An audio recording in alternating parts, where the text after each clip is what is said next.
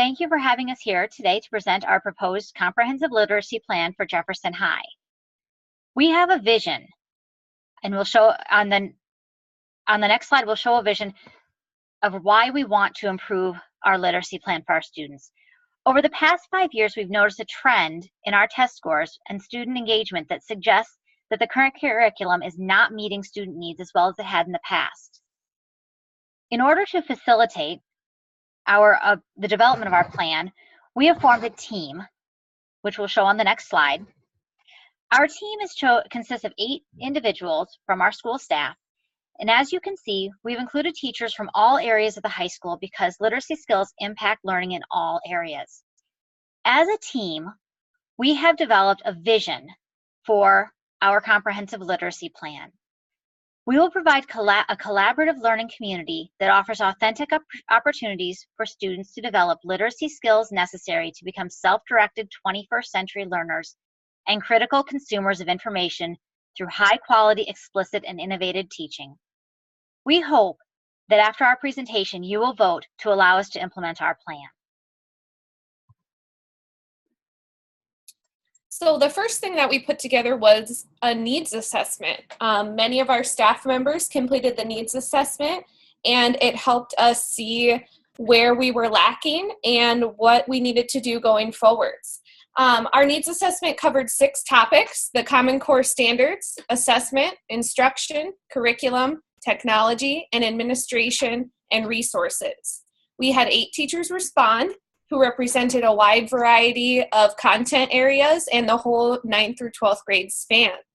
These teachers ranged from no literacy experience to graduate level courses in literacy, so we had a wide background. In your comprehensive literacy plan, in the appendix, you are able to view the blank needs assessment as well as the compiled data, or if you would prefer to view it electronically, after our presentation today, you'll be able to click those links if you would like to view the data that way. On the next slide, we analyzed how often teachers rated a topic as 1, which meant none or not often, and this helped us identify our 3 main goals. Our first goal is to use literacy data to guide instruction for supporting students, also known as data-driven teaching. Our second goal was to empower students to be critical consumers of information, also known as critical literacies. Finally, our third goal was to use technology to actively and authentically engage students, also known as digital literacies.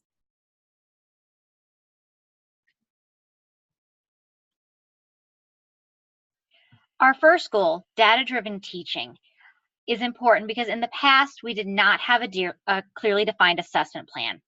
This caused a weakness in our instruction because we were being reactive instead of proactive, relying mostly on the summative assessments such as IO assessments and classroom unit tests, which meant that we knew when students didn't reach goals, but we weren't watching to see if we could make sure that they did. As you will see here, a high-quality assessment plan has 4 parts: a screener to identify students at risk of needing academic interventions, a diagnostic measure to verify student needs and to diagnose what their difficulties are, progress monitoring measures to continually assess student progress to see if interventions are working or if instruction needs to be further adjusted, and a summative assessment to determine student growth over the course of the year. On the next slide, you'll see we identified assessments for each purpose. Our screener is going to be the results of the previous spring's MAP scores to identify students who may need assistance because they have not reached the grade level benchmark or they did not show appropriate growth over the course of the last school year. Our diagnostic will be the QRI-6, which will be administered by our reading specialists to further investigate student needs. Our progress monitoring will be a menu of assessments, including AIMSweb, modified running records, rubrics, and anecdotal notes to track response to intervention. And our summative will continue to be the IO assessments and the MAP assessment. We've added in 2 parts that we really had not used before. We've added a diagnostic measure, the QRI-6, which will allow for a more accurate diagnosis of lagging skills. And our progress monitoring will be a variety of different things to allow teachers to adjust instruction if progress is not being made towards goals. The resources that we've allocated for the data-driven teaching are to engage in a book study of 7 Strategies for Assessment for Learning by Jan Chapuis, which will allow teachers to better align their assessment and instruction and develop more rigorous rubrics, the QRI-6, which we will need to purchase, and a subscription to the AIMSweb website for curriculum-based measures.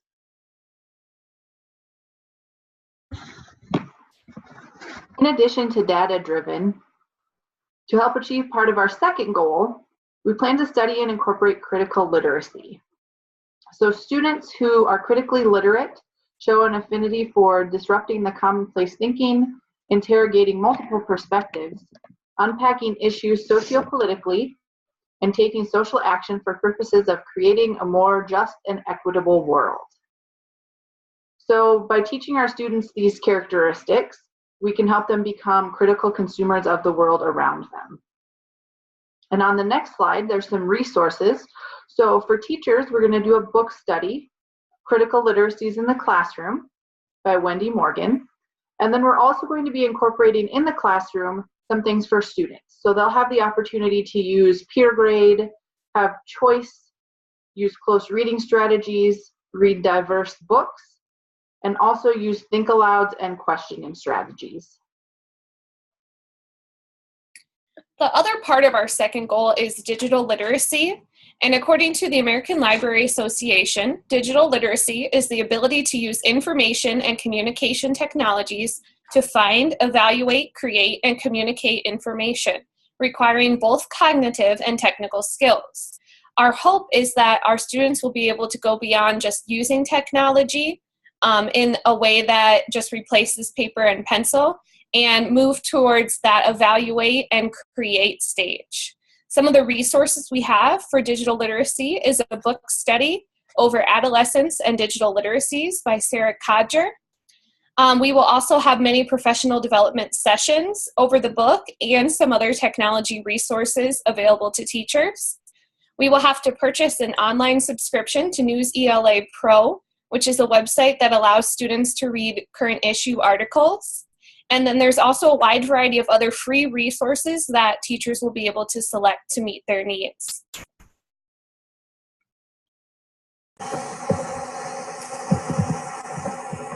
When we looked at the classroom environment, we noticed that our classes are set up to enable students to be invested and critical participants and creators, which we think align really well with the goals that we have set forth. Our classrooms are welcoming, flexible, empowering, and student-centered. We developed a comprehensive literacy plan. Within the literacy classes, they're built around reading workshop, which utilizes conferencing, mini lessons, teacher modeling, and book talks with a balance of whole group, small group, and individual instruction. The classes are also built around writing workshop, which engage students in authentic writing through analyzing real-world models, self-chosen writing topics, conferences, mini lessons, collaboration, in order to develop an identity as a writer. Our classes are built around word study, which develops students' vocabulary through active and intentional teaching of frequently used vocabulary words. And we also provide a balanced amount of read-alouds, literature discussion groups, and independent reading. Read-alouds are books that are read aloud by the teacher while the students listen and participate in interactive discussions. Literature discussion groups are book groups based around student choice and centered on culturally relevant and engaging books. And independent reading is when students read a self-chosen novel while the teacher conferences and meets with small groups. Our comprehensive literacy plan also includes our content area classes. So our content area classes incorporate literacy strategies that emphasize reading, writing, speaking, listening, and word study. In the content areas, a word study develops students' vocabulary through intentional focus of developing discipline-specific terminology. Our content area classes focus on content and disciplinary literacy, which is essential to expanding students' ability to succeed as readers in areas that require increasingly specialized reading skills necessary for higher level education in those disciplines. Content literacy in the content areas should utilize common literacy strategies to help students comprehend, interpret, revise, and create texts, while disciplinary literacy is the ability to use literacy to develop knowledge in the given discipline. It should engage students in interpreting, revising, and creating texts through the lens of a disciplinary expert. All of our classes include differentiation. This begins with response to intervention, which is a process by which students who are struggling are identified and provide help that is responsive to their needs, with the goal of getting that student back on track. As needs develop, teachers are made aware and, using their provided training, are able to meet those needs in each of the content areas. We also differentiate for English language learners. English language learners are students who do not speak English as their first language. In order to develop both daily and academic skills in English, English language learners require additional supports to clarify vocabulary and concepts that may not be familiar to them.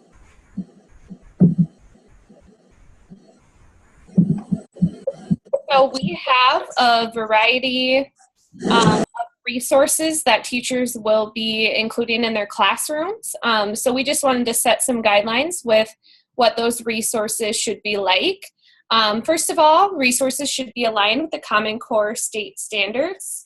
Teachers should also make sure to include authors with diverse perspectives and backgrounds that reflect our diverse world.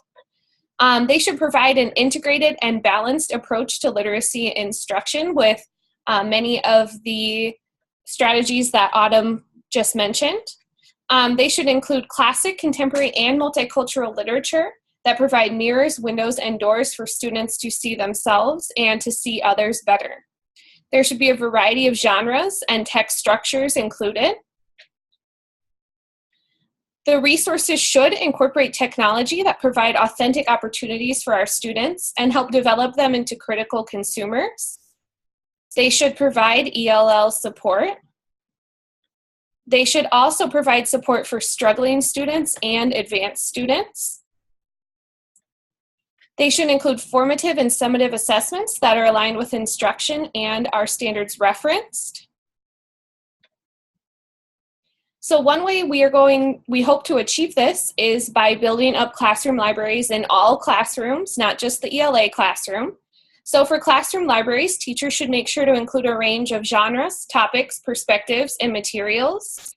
These materials should also be diverse and multicultural. They should be high quality and captivating materials. Teachers should continually be growing their classroom libraries, and the classroom library should be responsive to interests and needs of our students. In order to meet our goals, we have created an implementation grid for 3 years. Our first year would include establishing response to instruction intervention process. It would also include a book study of the first book, 7 Strategies for Assessment for Learning. We would introduce and begin classroom libraries and establish guidelines, and we would help teachers expand their use of Google tools. In our second year, we would help teachers set personal goals to strengthen their use of assessment. We would work with department teams to strengthen disciplinary and content literacy. We would continue to build classroom libraries. And we would have a book study on adolescence and digital literacies, learning alongside our students. Our third year would include establishing cross-curricular teams to strengthen disciplinary and content literacy, a book study of critical literacy in the classroom, the art of the possible, continuing developing digital literacy by trying out new tech tools, and continuing to build classroom libraries. We would be able to follow this plan by using professional development sessions, and these would be occurring during our Friday morning times throughout the year, as well as 4 half-day sessions that will take place on non-school days each year.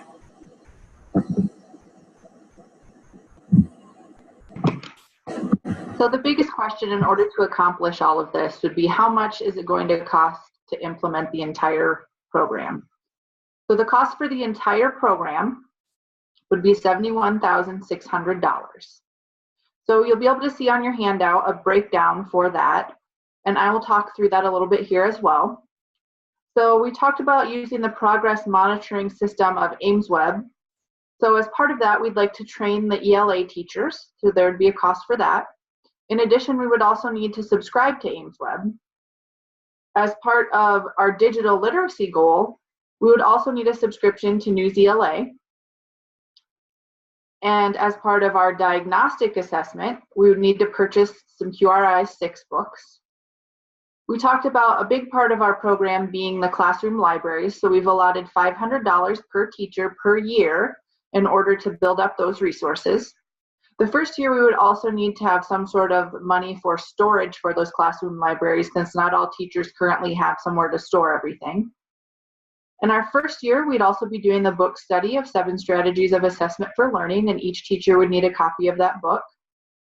In addition, we talked about having 4 half days per year of professional development.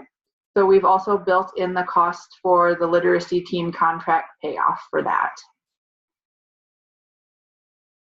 The second year is much the same as the first, other than we do not need to pay for QRI-6 again.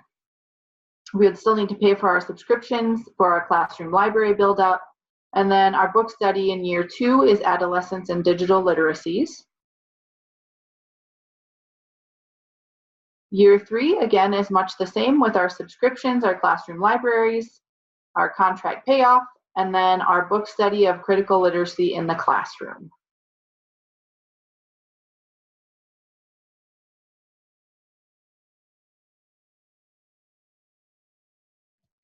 All right, are there any questions at this time? If there are not, we want to thank you very much for considering our proposal. And if you have any further questions, please feel free to contact anyone on the literacy team.